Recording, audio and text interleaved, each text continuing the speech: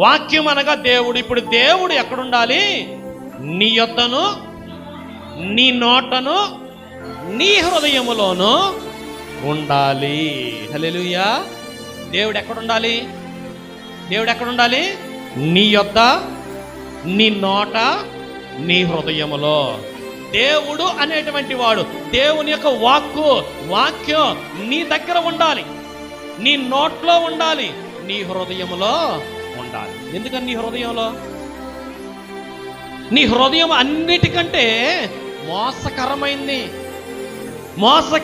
మనుషులు మోసం చేయొచ్చు, పరిస్థితులను బట్టి మోసం చేయొచ్చు, అక్కడ చుట్టుప్రక్కల వారిని మోసం చేయొచ్చు, ఇంట్లో వారిని మోసం చేయొచ్చు, కట్టుకున్న భార్యను మోసం చేయొచ్చు, కట్టుకున్న భర్తను మోసం చేయొచ్చు, నీ తల్లిదండ్రులను మోసం చేయొచ్చు. నీ హృదయం అంతా కూడా మోసముతోనే నిండి ఉన్నది. కానీ నీ హృదయము ఈ మోసపూరితమైన